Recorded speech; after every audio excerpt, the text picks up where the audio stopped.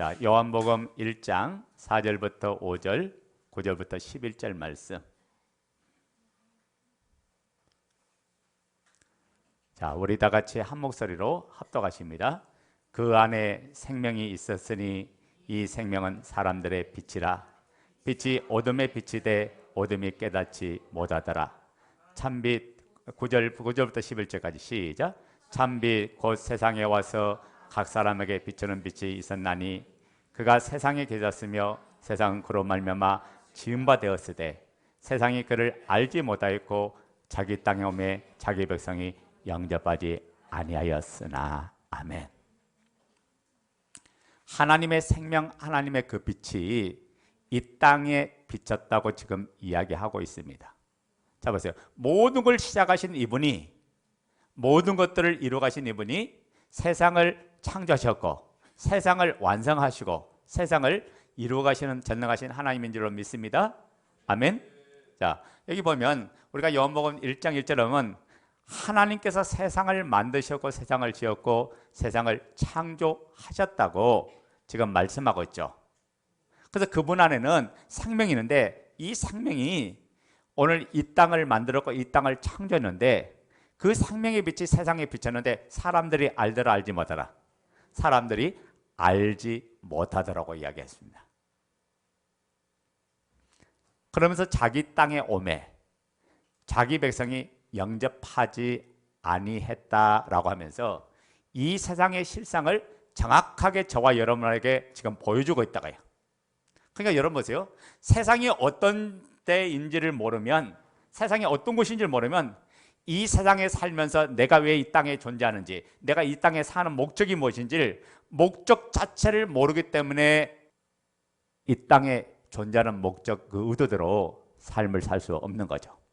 그래서 세상을 살아가는 사람들을 보면 크게 세 종류로 분류할 수 있습니다. 첫째는 뭐냐? 어둠 속에 살아가는 사람들입니다. 한마디로 자기가 주인 되어서 자기 마음대로 사는 인생을 지금 이야기하죠. 제 아래 이런 사람을 뭐라고 하냐면 제 아래에 있는 사람이라고 말합니다. 그래서 자기가 주인된 이 사람은 자기가 원하는 목표, 자기가 원하는 꿈, 자기가 원하는 그 인생을 세워간다고 하지만은 오히려 세상 속에서 갇혀서 세상이 주는 것에 따라서 끌려가는 인생이 되고 말하죠. 그러니까 한마디로 이런 사람은 육신이 원한 대로, 몸이 원한 대로, 마음이 원한 대로 삶을 살아가요. 그래서 성경을 이런 사람은 뭐냐면 죄의 종이라고 하고 마귀의 종이라고 이렇게 이야기했던 거예요. 이 어둠 속에 있는 사람은 세상이 전부인 줄만 알아요. 세상이 다인 줄 알아요. 오늘 우리가 요한복음 1장도 그렇죠. 하나님이 사람 되어 이 땅에 오셨는데 아무도 그분을 알아보지 못하더라고요. 그러니까 이 땅에 있는 사람들은 세상 것만 보이고 세상 것만 알고 세상 것만 전부인 양 알고 삶을 살아가죠. 자, 둘째는 또 이런 사람이 있습니다. 세상을 가만히 보니까 추하고 더럽고 음란하고 악하니까 이런 세상에 사는 것보다는 세상과 동떨어진 삶을 살아야 되겠다. 그래서 우리는 이런 세상에 속하지 않고 따로 살아야 되겠다 하는 그런 무리가 있어요. 마치 아무도 없는 곳에 가서, 세상 사람들이 없는 곳에 가서 공동체를 이루고, 그리고 수도원처럼 그렇게 사는 사람들이 있어요. 그래서 중세시대는 수도원들이 많이 탄생했던 거예요. 물론 세상에 끌려가기 싫고 자기 자신을 지키기 위한 삶이라는 측면에서는 이것도 귀하죠. 하지만 성경은 우리가 세상을 떠나서 살아서 세상 안에서 사는 거예요. 세상 안에서 사는 삶이잖아요. 예? 세상을 떠나서 산속에서 믿음 지키고 뭐 이렇게 유지하고 살려고 한 게 아니라 우리가 세상과 싸우면서 그 세상을 오히려 이기고 세상을 오히려 다스리고 세상을 정복하면서 우리가 믿는 사람이 어떻게 사는 걸 보여주라고 하나님은 말씀한 거다. 그래서 세 번째는 세상이 어둠일지라도 그 어둠 가운데 나는 빛으로 생명으로 살겠다는 사람이 있죠. 이 사람이 누구냐? 예수님을 나의 주 나의 하나님으로, 주님으로 믿는 사람입니다. 그러니까 예수님이 주인이니까 그분의 말씀에 아멘 되는 줄로 믿습니까? 마태복음 5장 13절부터 16절 말씀을 보면 주님께서 정확하게 우리의 정체성을 이야기해 준 거예요. 뭐라고 말할까? 너희는 세상의 소금이다. 너는 세상의 빛이다. 마태복음 5장 13절부터 16절 그 말씀했죠. 그러니까 이 어둠캄캄한 곳에서 이 세상에서 그리스도를 비치고 그리스도를 나타내고 그리스도를 드러내는 삶을 살라고 저와 여러분이 이 땅에 존재하는 줄로 믿습니다. 그러니까 예수님을 나타내고 예수님을 보이고 예수님을 드러내는 삶이 이 땅에서 가장 멋진 삶이고 가장 귀한 삶이에요. 자, 따라서 합니다. 나는 세상의 빛이요 세상의 소금이다. 자, 그러니까 여러분 한 사람 한 사람이 예수님을 보여주고 예수님을 나타내고 예수님을 드러내는 삶을 살 때 여러분의 가치가 가장 귀한 가치고 여러분이 가장 존귀한 자가 되고 여러분의 삶을 통해서 주님께서 최고의 영광을 받는 줄로 믿습니다. 자, 그러기 위해서는 오늘 본문 말씀이 아주 중요합니다. 왜냐하면 이 세상의 실상이 실제가 안 되면 전부 다 어둠 속에 붙들릴 수밖에 없어요. 그러니까 우리가 예수님을 주인이라고 믿는다고 하면서도 여전히 어떻게 살아요? 세상을 쫓아 살고 세상을 따라 살고 세상을 향하여 살고 세상 안에 빠져가지고 여기에 갇혀서 여기서 모든 인간의 행복을 결정하며 살아가는 게 인간의 오늘날 모습이다가요. 세상이 어둠으로 되어 있는데 완전히 흑암처럼 깜깜한 상태로 되어 있는데 세상에 있는 사람은 세상이 어둠이라고 생각하지 않아요. 이게 세상이 전부인데 아니 세상이 어둠이라고 생각하는 사람 누가 있어요? 세상이 모든 거고 세상이 꿈이고 세상이 비전이고 세상이 자기의 행복이고 세상이 기쁨이고 세상이 출세고 세상이 성공이라고 이렇게 생각하는 거예요. 그러니까 이 땅과 밖에 보이지 않으니까 이 땅에서 뺏기면 죽는 거예요. 그래서 대통령도 자살하고 연예인도 자살하고 세상에서 잃었다고 생각하니까 자기 인생을 끊어버리고 말아요. 만약 그 사람들이 세상 밖에 더 귀한 나라, 그 영원한 나라가 있다는 걸 알면 자기 인생을 그렇게 투자하지 않을 거예요. 자기 목숨을 그렇게 끊어버리지 않을 거예요. 그러니까 영원한 걸 못 보니까 이 땅 것만 보이니까 이 땅을 잃어버리면 다 잃었다고 생각해요. 여러분 우리는 세상을 잃었어도 하나님 것을 잃지 않는 그런 자가 되어야 될 줄로 믿습니다. 여러분 하나님 안에 있으면 우리가 세상을 잃는 게 아니라 세상을 정복하는 자가 된다. 세상을 다스리는 자가 돼요. 세상을 지배하고 세상을 상륙하고 번성한 자가 된다. 뭘로요? 그리스도를 나타나고 그리스도를 보여주고 그리스도를 드러내는 하나님의 거룩한 나라가 되죠. 그래서 신앙생활은 자기의 정체성을 바르게 아는 데서부터 시작합니다. 여러분 내가 어떤 존재인지를 알지 못하면 인생 막 살아요. 그런데 나라는 존재가 누군지를 정확하게 깨달으면 오늘의 하루하루 삶이 모든 것이 사명이다가요. 하루하루 삶이 목적이 있어요. 하루하루 삶이 인생의 최고의 기대가 되고 소망이 되는 날이에요. 왜 그렇습니까? 나를 통해서 이루어갈 하나님의 나라가 보이고 나를 통해 이루어갈 세상의 변화가 보이고 나를 통해서 이루어갈 그리스도의 모습이 보이니까 오히려 이게 소망이 되고 오히려 이게 기쁨이 되는 줄로 믿습니다. 우리가 이 세상이 어떤 건지를 모르면 여러분 세상을 가지려고 몸부림쳐요. 세상을 소유해 보려고 몸부림쳐요. 그러니까 어떻게 합니까? 여러분 돈이 내 인생의 전부라고 생각하는 사람은 돈 때문에 목숨을 걸어요. 그래요 안 그래요? 그런데 돈을 다 잃으면 결국 인생 끝나고 마는 그 사람의 인생의 목적은 돈이기 때문에 그래요. 그러니까 명예가 인생의 목적이고 출세가 인생의 목적이면 그걸 잃어버릴 때는 다 잃어버리고 마는 거예요. 근데 우리는 그것보다 귀한 것을 얻은 존재예요. 제가 항상 그런 이야기 하잖아요. 그럼 제가 금반지와 다이아몬드 반지를 비교를 많이 하잖아요. 네? 다이아몬드 반지 가진 사람은 금반지 가진 사람을 부럽다 안 부럽다? 부럽지 않아요. 왜 그럴까요? 딱 하나요. 최고를 가졌기 때문에. 최고를 가졌기 때문에. 다이아몬드 가진 사람은 금반지가 없다고 울고불고 하지 않는다고요. 왜요? 내가 최고를 가졌는데 나보다 귀한 것이 없는데 귀하지 못한 것 때문에 내가 울고불고 하지 않죠. 제가 그런 이야기 많이 하잖아요. 48평 아파트 가진 사람이 22평 없다고 울어요? 안 울어요. 그러니까 우리가 내가 어떤 거를 가졌는가, 내가 어디 안에 살아가는가, 이게 너무너무 중요하다가요. 그런데 우리가 정확하게 이 땅의 실체가 보이지 않으면 세상을 자꾸만 사랑하려고 그래요. 세상을 가져보려고 한다고요. 세상을 얻어보려고 해요. 그 세상을 누려보려고 그래요. 그런데요, 세상을 쫓아간 결과는 뭐예요? 거기에 하나님이 계세요, 안 계세요? 하나님이 계시잖아. 그래서 요한일서 2장 15절부터 17절에 정확하게 이렇게 말해요. 세상을 사랑하라, 사랑하지 말라. 세상을 사랑하지 말라. 그 안에는 하나님의 사랑이 있다 없다? 하나님의 사랑이 없다고요. 이게 세상을 따라온 건 딱 세 가지밖에 없어요. 육신의 정욕과 안목의 정욕과 이생의 자랑밖에 없다고요. 근데 이거는 잠시 있다가 사라질 거라고 지금 이야기하는 거예요. 이게 우리에게 진짜는 뭐냐? 영원히 식지 않고 썩지 않고 영원히 새하지 않고 영원히 시들지 아니하는 그 영원한 나라, 그 나라만 진짜 나라예요. 여러분, 이 땅의 나라는 때가 되면 다 없어질 나라예요. 그러니까 우리가 정확하게 정신 차리지 못하면 세상에 주는 그 혼미석에 빠져서 호적거리면서 거기서 살아간다고 해요. 여기 빠져 있으면 다 뺏기는 거예요. 다 놓치고 마는 거예요. 그러니까 세상이 주는 것이 여러분 행복한 게 아니라 진정한 예수 그리스도를 만나야 행복하고, 그분 안에서 내가 부해도 감사하고 가난해도 감사하고 어떤 상황이든지 일체의 비결을 배우는 자가 되는 줄로 믿습니다. 자, 보세요. 우리는 세상밖에 모르니까 세상이 전부인지 알아. 근데 하나님께서 뭐래요? 하나님께서 내려보는 세상은 완전히 캄캄하며 어둠이에요.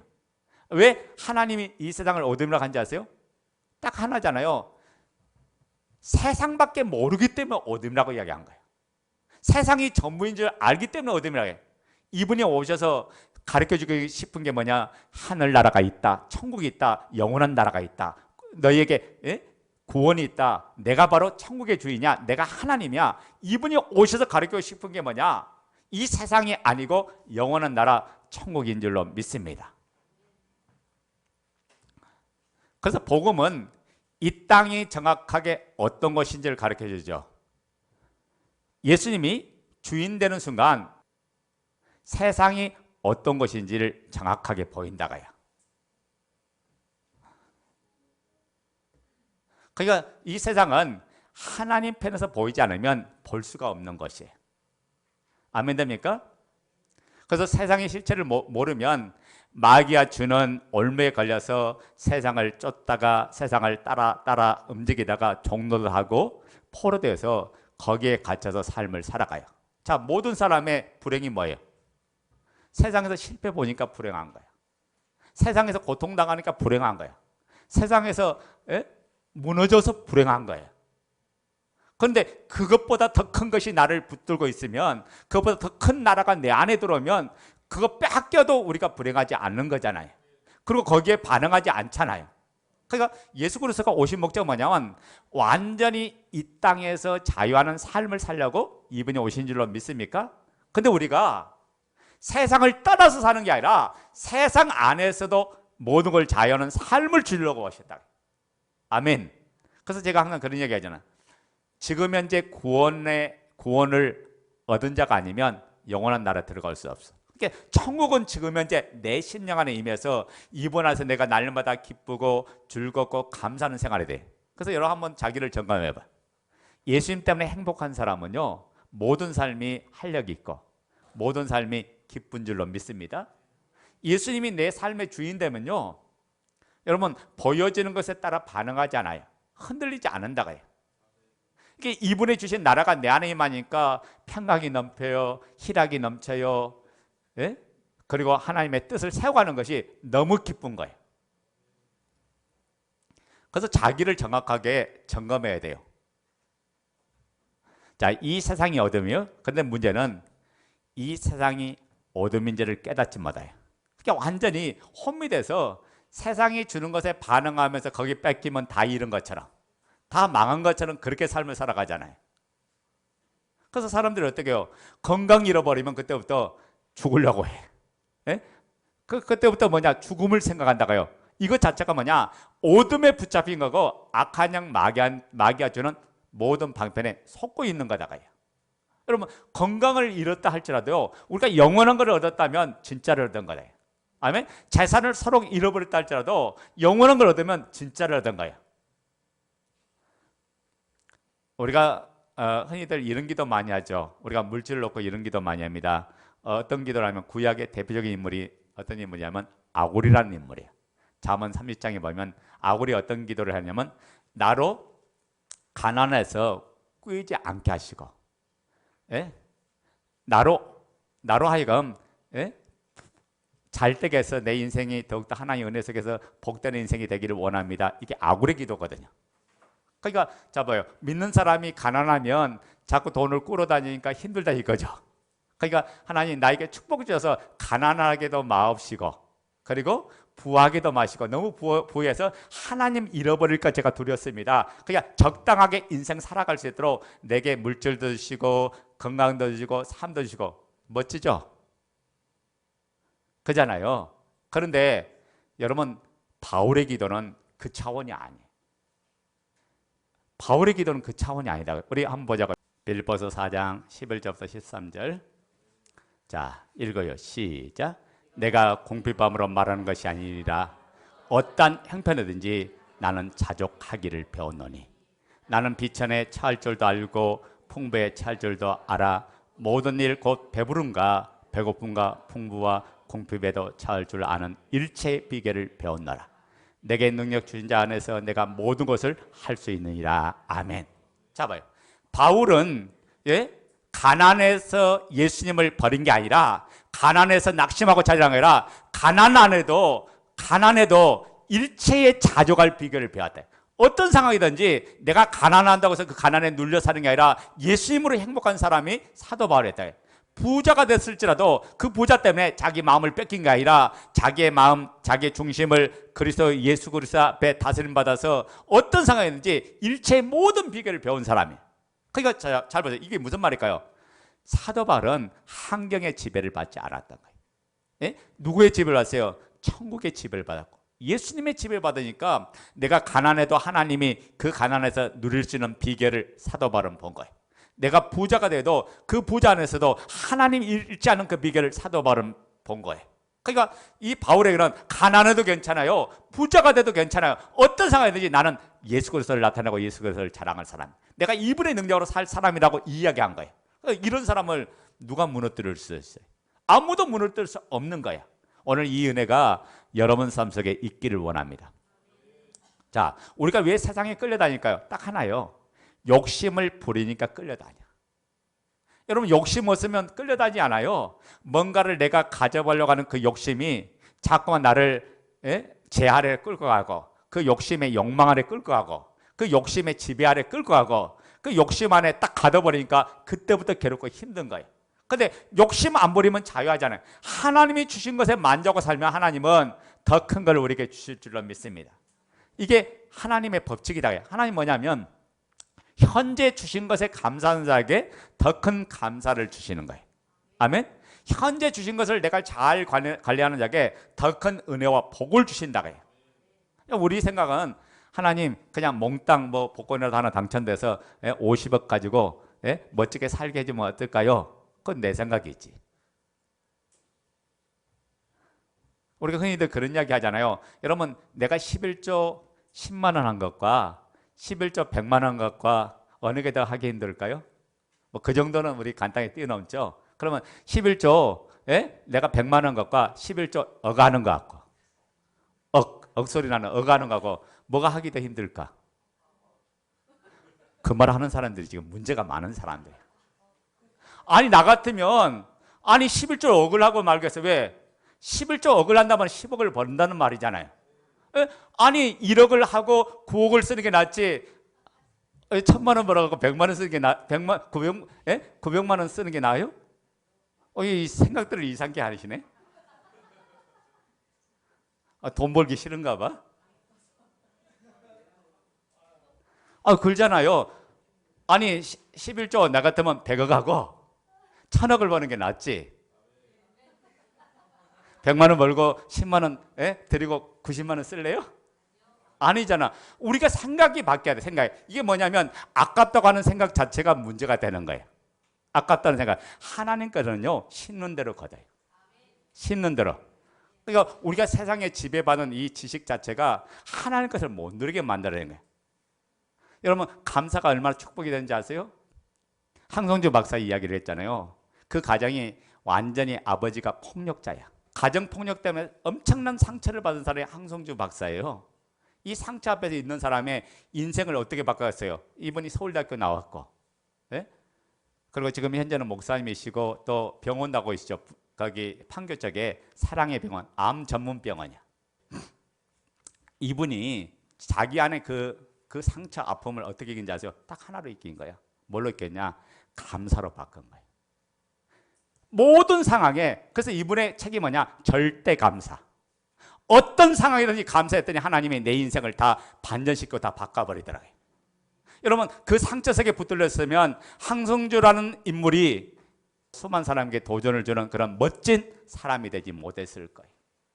그런데 자기 안에 주신 하나님의 은혜를 따라서 감사했더니 그 인생이 바뀌고 그 삶이 바뀌고 모든 것이 다 바뀌어버리더래요. 이분이 날마다 감사 편지를 써요. 매일매일 써요. 지금도 쓰고, 회사에 가면, 회사에 그 병원에 가면 미션이 뭔지 아세요? 딱 두 가지야. 하나는 뭐냐? 하루에 만보 걷기. 전부 다 만보기를 갖고 다니면서 하루에 만보 걷는 거. 두 번째는 뭐냐면 감사일기. 그러니까 감사일기를 매일 써야 돼. 매일 쓰는데 이렇게 쓰다 보니까 감사할 하나님의 은혜가 너무너무 많더라고요. 예? 가정을 갖게 해준 것도 감사, 나에게 건강을 준 것도 감사, 그분의 은혜 속에 살게 한 것도 감사, 모든 것이 다 감사하니까 자기 인생이 그렇게 업되고 그렇게 충만하게 되고 그 모든 걸 바뀌고, 의학적으로도 감사하면요 모든 육체가 회복이 됩니다. 예. 그러니까 모든 병은 뭐냐? 마음이 시작하는데 이 마음 안에 진정한 감사가 일어날 때 모든 삶이 바뀌는 거예요. 오늘 여러분, 이 세상에서 우리는 따라서 합니다. 나는 세상에 지식에 의하여 지배받아서 살 사람이 아니라 하나님의 생명의 말씀에 의하여 살 사람이다. 우리가 세상의 지배를 받고 있다는 걸 어떻게 알 수 있을까요? 딱 하나요. 세상 방식으로 살아가는 걸 보면 금방 답이 나오죠. 예수님을 확실하게 만나지 않으면 믿는다고 하면서 여전히 세상이 추구하는 패턴, 세상이 추구하는 방식대로 그대로 삶을 살아간다고요. 그러니까 뭐냐면 믿는 사람이나 안 믿는 사람이나 다른 게 없어. 딱 다른 게 있다면 그냥 어느 정도 술 안 먹는 거 정도. 예? 그런데 세상에서 뭐냐면 전부 다 세상의 방식으로 패턴으로 그렇게 살아가요. 이게 웃기는 거잖아요. 그러니까 여러분, 우리가 진리 지식 안에 거하지 못하면, 예수님을 만나지 못하면 결국에는 뭐냐면 내 하고 싶은 대로 해. 내 마음대로 해. 그게 뭐냐? 세상에 지배받는 내 모습이 되고 만다가요. 우리가 영원한 것이 아니라 썩어질 거, 세상 거, 잠시 후에 사라질 거, 이 불탈 것에 마음 뺏기지 말고, 오늘 우리 안에 이것이 가득 담겼다면 오늘 내 마음을 비우고 하나님의 은혜를 담는 그릇을 준비해서 주님 앞에 쓰임하는 여러분 되시기 바랍니다. 그러니까 하나님이 사용한 인물은 두 가지가 돼야 돼. 하나님이 사용하는 인물은 어떤 사용할까요? 주인이 쓰시기에 합당한 자를 사용해요. 어떤 자요? 그 자가 어떤 말씀이든지 예스라고 순종하는 그 사람이 주인이 쓰기에 합당한 사람. 두 번째는 뭐냐? 자기의 심령의 그릇을 깨끗하게 준비된 사람. 그래서 여러 가지 은사나 달란트 있는 게 중요한 게 아니라 하나님 말씀만 즉각 아멘하고 순종하고 따를 수 있는 사람. 두 번째는 뭐냐? 자기를 늘 은혜 속에서 그릇을 깨끗하게 준비해서 정결케 하고 영혼을 아름답게 단장하고 또 하나님 은혜 속에서 사랑 가운데 사는 이 사람을 하나님은 사용하고 쓰시는 줄로 믿습니다. 여러분, 이 땅으로부터 온 모든 것은요 세상 임금 마귀로부터 오는 거예요. 자 보세요. 원래 하나님은 인간에게 모든 것들을, 세상을 다스릴 수 있는 권세를 주셨어요. 그런데 최초의 인간 아담이 범죄함으로 말미암아 마귀한테 몽땅 다 뺏기고 말았어요. 그래서 그때부터 악한 영 마귀가 세상을 가지고 인간을 종삼고 인간을 노예 생활을 한다고 해요. 그러니까 여기서 벗어날 길은 뭐냐? 내가 세상 밖에 있는 이 전능하신 하나님을 만나는 수밖에 없다. 예수님을 나의 주인으로 모시면 그때부터 우리가 이 어둠 가운데서 빠져나와서 참된 진리 안에 살아가는 줄로 믿습니다. 여러분, 세상이 주는 건 대표적인 게 뭐예요? 네가 주인이잖아. 너 마음대로 해. 너 생각대로 해봐. 이게 세상이 주는 대표적인 거야. 근데 여러분, 내가 주인 돼서 내가 지금까지 힘든 거야. 내가 주인 돼서 지금까지 고통스러운 거야. 왜 그렇습니까? 내가 주인 된 삶이 안 되는 게 너무 많잖아요. 못하는 게 너무 많잖아요. 그러니까 힘든 거야. 그래서 예수 그리스도가 오신 목적이 뭐냐? 너가 주인 된 자리를 내려놓고 내가 이제부터는 너의 주인이 되어줄게. 그리고 이제부터는 내가 너와 함께 해줄게. 이분이 인도해 주겠다는 거예요. 이분이 우리를 최고의 복된 길로 인도해 주고 사랑의 나라로 인도해 주고 은혜 가운데 인도해 주신 줄 믿습니다. 그런데 이분을 만나야 우리가 참된 기쁨 속의 삶을 살아갈 수가 있는 거죠. 아멘 됩니까? 그래서 마귀의 권세가 있는데 첫 번째 권세가 뭐냐? 공중 권세. 무슨 권세? 공중 권세. 우리 에베소서 2장 2절부터 3절 보겠습니다. 여러분, 악한 영 마귀는 세상이 주는 먹이로 우리를 유혹하고 사로잡아요. 그래서 이놈에게 걸려들면 아무도 빠져나갈 수 없는 거미줄 같은 수렁 속에 걸려들게 해서 이 세상 전체를 지배하는 게 악한 영 마귀다. 그래서 여러분의 인생을 지배하고 여러분의 미래를 지배하고 여러분의 건강을 지배하고 여러분의 삶을 지배해서 야금야금 완전히 무너뜨리는 게 악한 영 마귀예요. 이게 뺏기면 지는 거예요. 에베소 2장 2절부터 3절. 자, 같이 읽어요. 시작. 그때 너희는 그 가운데서 행하여 이 세상 풍조를 따르고 공중의 권세 잡은 자를 따랐으니 곧 지금 불순종의 아들들 가운데서 역사는 영이라. 전에는 우리도 다 그 가운데서 우리 육체의 욕심을 따라 지내며 육체와 마음에 원하는 것을 하여 다른 이들과 같이 본질상 진노의 자녀이었더니. 자, 여기 보면 악한 영 마귀는 뭐냐면 육체와 마음이 원하는 대로 삶을 살도록 한다고 해요. 이놈이 자꾸만 그렇게 유혹하고 우리의 마음을 미혹시키고 거기에 반응하도록 하는 게 악한 영 마귀야. 그러니까 온통 세상이 음란하고 우울하고 자살하게 만들고 온망이 가득하게 만든 게 악한 영 마귀의 역사예요.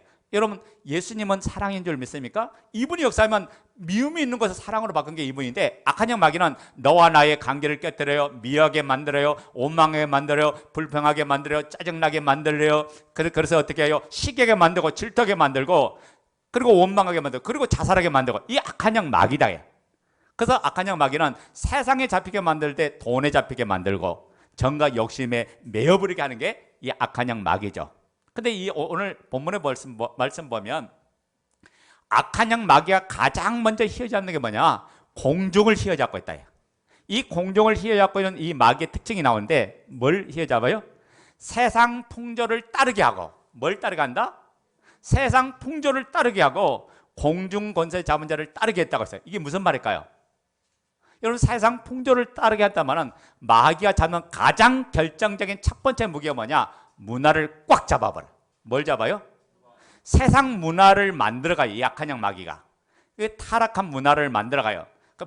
제 아래에 사는 문화를 만들어요. 이 악한 영 마귀가 그 문화의 모든 사람이 거기에 빨리게 만들고 거기에 꽂히게 만들고 거기에 잡히게 만드는 게 악한 영 마귀다가요.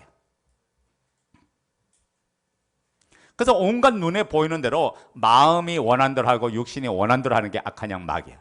자, 보세요. 오늘 우리가 이제 다음 주, 이번 주죠.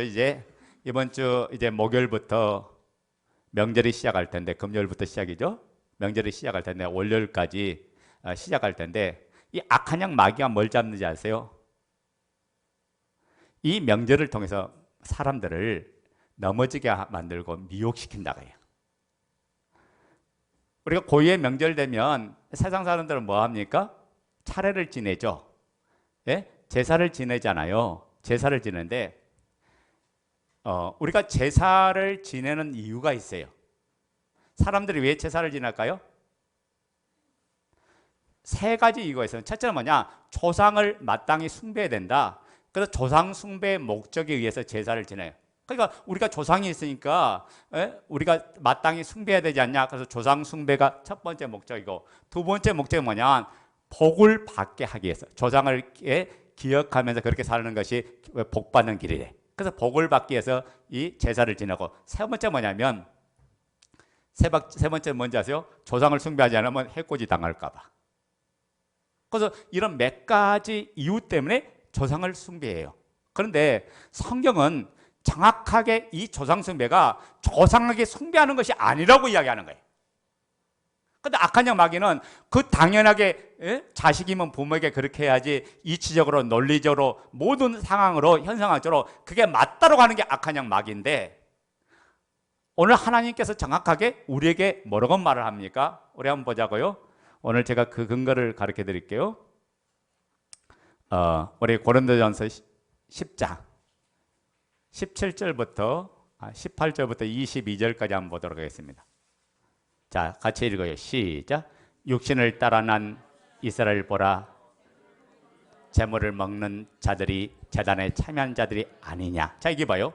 육신을 따라 난 이스라엘 보라. 뭘 먹는 사람이? 재물을 먹는. 이 재물이 뭐냐? 우상 재물이에요. 우상 재물을 먹는 자들이 어디에 참여한 자가 된다? 제단에, 우상 제단에 참여하는 자가 된다 그 말이에요. 그게 잘 봐. 이게 뭔 말이에요? 우리는 제사에 참여하지 않고 절도 안 했습니다 라고 하는 정도로 내가 이야기했는데 우상 제물만 먹어도 제단에 지금 참여한 자라고 이야기하고 있잖아. 그러니까 제사 음식을 먹으면 그 제단에 내가 함께 절을 안 했어도 절한 것과 동일하다라고 이야기하는 거예요. 9절 19절 시작. 그런즉 내가 무엇을 말하느냐? 우상의 제물은 무엇이며 우상은 무엇이냐? 20절. 무릇 이방인이 제사하는 것은 귀신에게 하는 것이요 하나님께 제사하는 것이 아니니 나는 너희가 교제하는 자가 되기를 원하지 아니하노라. 그게 봐요. 자, 봐요. 지금 봐요. 우상 제단에 참여하는 거. 그리고 이 모든 것은 누구하고 지금 교제하는 거다? 귀신하고 교제하는 거다가 있어요. 이방인의 제사하는 것은 누구에게 하는 거다? 귀신에게 하는 거래요. 귀신에게 하는 것이요 하나님께 제사하는 것이 아니니 나는 너희가 귀신과 교제하는 자가 되기를 원하지 아니하노라. 그러면 중요한 건 뭐냐면 이 귀신이 누구냐는 거야. 여러분 조상일까요? 이 귀신이 조상일까요? 조상 아니에요. 누가복음 보면 우리 누가복음 16장에 보면 나오죠. 우리 16장에 한번 보자고요. 자, 부자와 거지 나사로의 비유가 나오는데 이 부자가 지옥의 불구덩 속에 있어서 너무 불 가운데 고통받을 때 아브라함의 품 안에는 이 나사로를 쳐다보더니 아브라함에게 이야기하는 거예요. 25절부터 보자고요. 24절부터 한번 보자고. 그 부자가 뭐라고 말하는지 24절 누가복음 16장 24절 시작. 불러 이르되 아버지 아브라함이여 나를 국률히 여기사 나사로를 보내어 그 손가락 끝에 물을 찍어 내 혀를 서늘하게 하소서. 내가 이 불꽃 가운데서 괴로워하나이다. 아브라함이 이르되 예 너는 살았을 때 좋은 것을 받았고 나사로는 고난을 받았으니 이것을 기억하라. 이제 그는 여기서 위로를 받고 너는 괴로움을 받느라. 26절 시작. 그뿐 아니라 너희와 우리 사이에 큰 구렁텅이가 놓여 있어 여기서 너희에게 건너가고자 하되 갈 수 없고 거기서 우리에게 건널 수 없게 하였느니라. 자, 무슨 말일까요?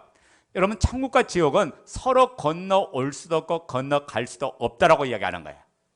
그러니까 사람이 죽으면 죽은 사람은 예수를 믿었으면 천국을 가는 거고 안 믿었으면 어디로 가는 거예요?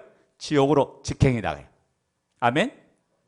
그래서 요한복음 그게 3장 18절 영원한 심판을 받았기 때문에 심판받지 않고 바로 지옥으로 직행하는 거예요. 아멘. 근데 믿으면 어디 있어요?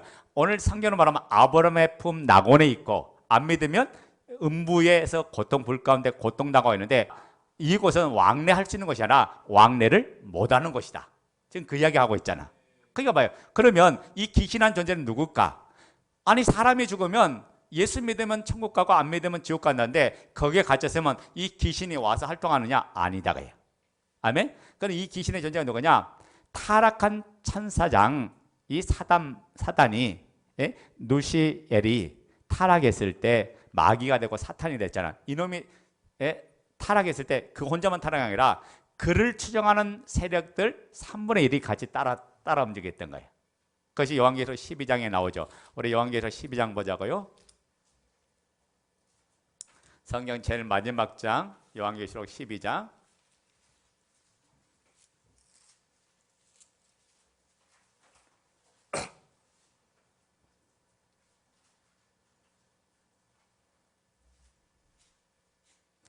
자, 9절 말씀 봐요. 요한계시록 12장 9절. 큰 용이 내쫓기니 시작. 큰 용이 내쫓기니 에뺀 곧 마귀라고도 하고 사단이라고도 하며 온 천하를 깨는 자라. 그가 땅으로 내쫓기니 그의 사자들도 그와 함께 내쫓기니라. 아멘. 자, 그의 사자들이에요. 그의 천사들. 그러니까 봐요. 이 사단의 원래 직분이 뭐냐면, 타락하기 전에 직분이 뭐냐면, 누시엘이고, 그 다음에 하나님의 모든 사물을 관장하는 그 천사장이 누구냐면 가브리엘이고, 그 다음에 하나님의 군대 장관이 누구냐면 미카엘이고.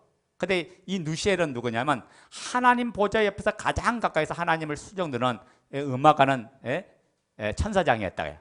그러니까 각각 천사장이 천사의 무리들을 이끄는데, 그때 자기를 추종하고 따르는 3분의 1을 같이 타락시켜서 같이 천상 천국에서 쫓겨난 그런 존재가 되는데, 이 존재가 뭐냐? 악한 영, 악한 영들, 귀신의 세력이 바로 그 존재가 됐다. 이렇게 잘 보죠. 죽은 사람의 사후의 영이 귀신된 게 아니라, 우리는 이제 무속에 많이 지배받다 보니까 옛날은 죽으면 어떻게 해요? 몽달 귀신, 뭐 처녀 귀신, 뭐 입에 칼 물고 뭐 피 흘리고 뚝뚝 흘리고 하얀 소복 입고 나타난 그런 귀신, 뭐 달걀 귀신, 뭐 별별 귀신 다 있어요. 근데 그거는 무속이고, 성경은 정확히 말하냐? 바로 이 악한 영 마귀가, 마귀나 사탄은 같은 존재고, 에뱀이라고 하기도 하고 마귀라고 하기도 사탄이라고 했으니까 같은 존재고, 그를 추종하는 다른 존재들이 악한 영들이 됐고 귀신이 됐다가요. 그러니까 잡아요. 대장이 있으면 대장이 명령하면 누가 해요? 쫄자들이 움직이잖아요. 마찬가지 이 귀신의 세력이 질병을 주기도 하고 사고를 주기도 하고 어려움을 주기도 하는데, 이 존재는 영물이다가요. 그러다 보니까 어떤 문제가 생겨요? 여러분, 사람이 일어난 모든 행적을 귀신이 잘 알아. 그러니까 가장에서 드러난 거야. 그러니까 뭐 어떤 제가 사역을 할 때 이렇게 보면 뭐 무릎 빠진 뭐 삼촌이 나오질 않나 뭐 그러면서 뭐 조카가 나오질 않나 그러면서 막 발광하는데 다 거짓 속이는 거야. 왜냐? 그 삶을 너무나 귀신이 영물이니까 잘 알거든. 그러니까 귀신한 존재는 우리 스스로는 이길 수 없어요. 왜 이길 수 없냐? 아니, 나보다 강하고 나보다 능력 있는 존재인데 스스로 이길 수 없는데, 예수 그리스도가 내 안에 주인으로 들어오는 순간부터 나는 이미 악한 양 마귀를 이긴 존재가 됐다. 그러니까 귀신이 겁날 대상이 아닌데, 복음이 정확하지 못하니까 귀신이 무조건 귀신이 들어온 거예요. 아멘? 그래서 우리는 모든 것들을 이기는 존재가 되는 줄 믿습니다. 그러니까 여러분, 왜 우상점을 먹지 말라느냐? 그 제사 음식이, 지금 제사 음식을 먹는 것은 어디에 우상 숭배와 같고 그 제단에 절한 거 똑같다고 지금 이야기하잖아. 그거 하나님을 경록케 하는 사건이고. 고린도전서 8장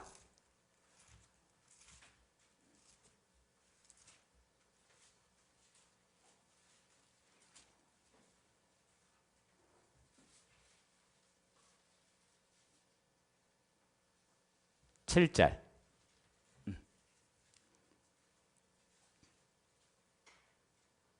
고린도전서 8장 7절 읽어요. 시작. 그러나 이 지식은 모든 사람에게 있는 것은 아니므로 어떤 이들은 지금까지 우상에 대한 습관이 있어 우상의 제물을 알고 먹는 거로 그들의 양심이 약하여지고 더러워지니라. 자, 우상 제물을 먹으면, 자, 제사 음식을 먹으면 뭐가 돼요? 양심이 약하여지고 더러워진다고 분명히 이야기했죠. 그래서 다니엘서 보면 다니엘이 이방 왕의 바벨론에 포로 잡혀갔을 때 다니엘이 이방 왕이 왕의 진미를 줄 때, 왕의 진미를 줄 때 이 왕의 진미를 거절해요. 여러분 생각해요. 왕이 먹는 음식이 얼마나 맛있을까? 그죠? 그 당시에 온 세계를 지배하고 있는 나라가 바벨론인데, 이 바벨론이 온 세계를 지배하고 있는데 그 왕이 먹는 음식이 얼마나 화려하고 산의 진미일 거 아니에요? 얼마나 맛있을까요? 근데 다니엘이 안 먹었어. 안 먹은 이유가 다니엘서 1장 8절에 정확히 나와. 뭐라고 나옵니까? 자기의 양심이 더러워지니까 왕의 진미를 안 먹었어요. 안 먹은 이유가 뭐냐? 왕이 먹는 음식의 진미는, 이 진미는, 왕의 음식은 신에다가 바치고 난 그 음식을 가져다 먹는 거예요. 그러니까 우상에게 드린 음식이니까 이미 그 음식이 더러워졌기 때문에 다니엘은 먹지 않았던 거예요. 그걸 먹으면 자기가 뭐가 죽어요? 신앙 양심이 죽어. 신앙 양심이 더러워지니까 왕의 진미를 먹지 않았어요. 그러니까 잘 보세요. 그 신앙 양심이 더러워지면 어떻게 해요? 하나님을 섬길 수 있다 없다? 섬길 수 없어요. 그래서 사도행전 23장 1절에 보면 바울이 그 이야기한 거예요. 여러 형제들아, 오늘날까지 내가 범사의 양심을 따라 하나님을 섬겼다라고 이야기했어요. 무슨 말일까요? 신앙 양심이 병들고 더러워져서는 하나님을 제대로 섬길 수가 없어. 그러니까 우리가 뭐냐면 죄에 민감해야 되는데 죄에 민감하지 않고 뭐 나만 그러나 다른 사람도 그렇더라. 다른 사람 그렇더라. 그러니까 하나님 앞에 내가 정결하고 하나님 앞에 거룩하고 의로워야 되는데 하나님 앞에 보지 못하고 다른 사람도 이렇게 하던데 라고 하면서 그 양심이 더러워지니까 어떻게 해요? 하나님을 섬기는 게 아니라 하나님 앞에 죄를 짓고 있으면서도 그 행동을 하는 거죠. 두 번째, 신앙 양심이 병들고 더러워져서는 하나님을 찾아갈 수도 없다고 베드로전서 3장 21절에 이야기하는 거예요. 그러니까 양심이 더러워지면 하나님을 찾지를 안 해. 하나님을 찾아가지를 안 해. 그래서 베드로도 그런 얘기했죠. 베드로전서 3장 20절에 오직 선한 양심이 하나님을 향하여 찾아가는 것이라고 했어요. 그러니까 양심이 더러워지면 뭐 우리가 죄에 대해 민감하지 않고 내 마음대로 하고 내 생각대로 내 습관대로 한다. 이게 망할 일이다. 자, 우리가 이제 나왔으니까 조금 제가 더 이야기할게요. 많은 사람들이 그래요. 아니 제사 음식이 무슨 의미가 있어? 아무 의미가 하나님이 주신 모든 식물 안에 있는 건데 뭔 의미가 있어? 그래서 우리가 막 기도하고 먹으면 말씀과 기도로 거룩하니까 그 음식 먹어도 돼. 그렇게 가르치는 잘못된 말씀에 잘못 깨닫고 가르치는 분들이 얼마나 많은지. 우리가 어렸을 때는 그런 이야기야. 제사 음식에 보면 딱 거기 칼 꽂아가지고 십자가 딱 긋고 먹으면 된대.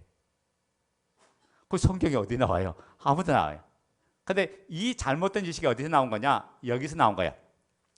우리가 디모데 전서 4장에 보면 디모데전서 4장에 보면 어떤 나오냐면 당시에 초대교회 영지주의자들이 있었어요. 초대교회 영지주의자들이 뭐라고 하냐면 야 우리가 결혼해봤자 죄를 지는 애밖에 더 낫냐? 애를 출산해도 걔네들이 또 범죄하지 않느냐? 그러니까 혼인을 금하라. 그리고 우리가 식물도 먹지 마라. 식물을 왜 먹으면 안 되냐? 식물 먹으면 힘이 있으면 또 범죄하지 않느냐? 또 음란한 행위하지 않느냐? 그러니까 식물도 먹지 마라 라고는 잘못된 영지주의자의 가르침에 대해서 사도 바울이 그 이야기했던 게 모든 식물은 선하다. 선하니까 이거 말씀과 기도로 거룩하는 거니까 먹어도 된다라고 이야기한 거지 우상 제물에 대한 이야기를 한 게 아니다. 그 당시에 영지주의자들의 잘못된 그 신앙관에 대한 이야기를 해준 거지 지금 우상 제물에 대한 건 이야기 아니에요. 지금 우상 제물은 사도 바울이 고린도전서 8장부터 10장의 전체가 우상 제물에 대한 건데 우상에 대한 건데 이 우상 제물은 먹으면 양심이 더러지고 그리고 계시록 2장에 보면 23절부터 24절까지 그 내용에 보면 그 우상 제물을 먹으면 병들고 침상에 던져버리고 그리고 가정에 환난이 끊이지 않고 결국 말 안 되면 자녀를 사망으로 죽이겠다 하는 내용까지 나와 있다가요. 그러니까 우리가 이제 구약 많은 사람들도 그런 이야기예요. 구약은 이미 이제 우리가 자유했으니까 우리가 구약은 이제 율법이니까 구약은 우리가 지킬 필요가 없다. 예수님 안에서 이제 복음에서 새롭게 하면 된다. 그런 이야기 하는 사람 많이 있어요. 그래서 먹어도 된다. 그런데 여러분 제가 조금 전에 이야기한 계시록은 구약의 신약이야. 신약이야. 고린도전서 구약의 신약이야. 신약이야. 다 신약이에요. 그러니까 사람들이 지금 착각하고 있는 거야. 성경을 깨달을 바를 알지 못하고 하면 그러니까 고린도전서 8장 1절을 잘못하는 거야. 알 바를 알지 못한 지식. 나는 먹어도 되는 그 지식에 지배받는 사람이 먹는데 이 먹는 모습을 보고 사람들이 권사님도 먹네? 저 장로님도 잡수시네? 집사님도 먹네? 그럼 나도 먹어도 되겠다. 그래서 모든 사람을 죄짓게 한다는 내용이 고린도전서 8장 1절이에요. 지금 그런 내용을 이야기하는 거다. 그래서 제가 이제 명절날 되면 항상 이야기해요. 그래서 전에 그랬어요.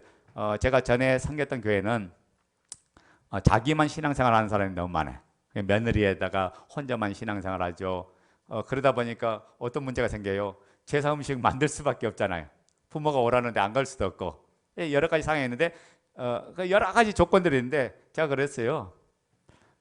이 부분을 해결하는 비결을 미리 알려줬어요. 뭐라고 하냐면 평상시에 부모님을 잘 섬기라. 5만 원 용돈 드릴 거 10만 원 드리고 10만 원 드릴 거 20만 원 드리고 평상시에 부모님께 잘 해라. 내가 조금 더 아끼고 잘 해라. 내가 믿음 짓고 신앙 짓기 위해서 그게 필요하다. 물론 당연하게 잘해야 되겠죠. 그런데 이제 몇 가지 제가 처방법을 알려드렸어요. 그럼 잡아요. 평상시에 며느리가 잘하는 사람이 어머니 알다시피 신앙생활 하잖아요. 예수님 믿잖아요. 그러니까 예수님 믿는 사람은 제사 안 지내잖아요. 그러니까 제가 이런 부분 어머니 아시잖아요. 그러면서 내가 이야기하면 평상시 잘하는 사람이 이야기하면 부모님이 받아줘요. 근데 평상시에 냈다 잘못하는 사람이 그 이야기하면 전현이 저런다고. 제가 갑자기 욕을 했네. 큰일 났다. 저놈이 그런다고 막 그렇게 이야기해요. 그래 안 그래요? 예? 그리고 난리가 나죠. 가정에 분란이 나고. 그러니까 제가 그런 이야기해요. 평상시 부모님 당연하게 잘해야 되죠. 근데 더 드릴 용돈 더 많이 드리고 내가 조금 아끼면 돼. 허리도 조금 더 졸라매면 되죠. 그리고 이렇게 해서 내가 신앙은 싸우는 거지, 신앙은 타협하는 게 아니고 신앙은 물러난 게 아니다. 그래 이겨야 자유하는데, 아니 잘하는 사람이 그렇게 하면 당연히 부모님도 인정해 드리는 거죠. 또 두 번째 뭐냐면 어쩔 수 없는 환경에 가게 되면 제가 그래요. 3분 오케이, 1분 오케이. 3분 오케이, 라면 3분 끓이면 라면 나와요. 또 1분 오케이는 1분은 컵라면이야.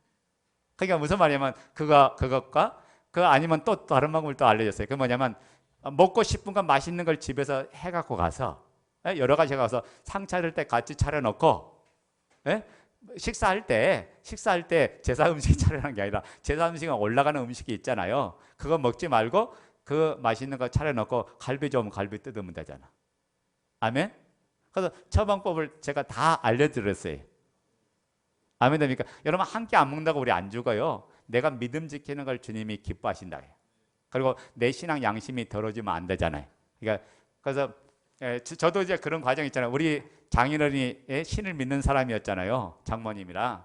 그게 법사고 이런 분인데 가니까 저는 항상 재단 옆에서 그 신당 옆에서 나는 잠을 자. 그러니까 영적 싸움이 얼마나 심하겠어요. 결혼해갖고 맨날 마귀와도 싸우는데 거기 가서도 싸워. 악한 영하고 계속 싸우는데 우리는 아예 안 먹거든. 안 먹으니까 장모님이 아예 제사상에 올리지 않은 거 따로 준비해줘.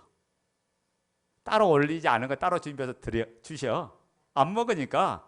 그러니까 내가 하나님의 종으로서 어떻게 먹을 수 있어요? 안 먹으니까 이렇게 하니까 그렇게 알아서 배려하고 다 주시더라고. 아멘?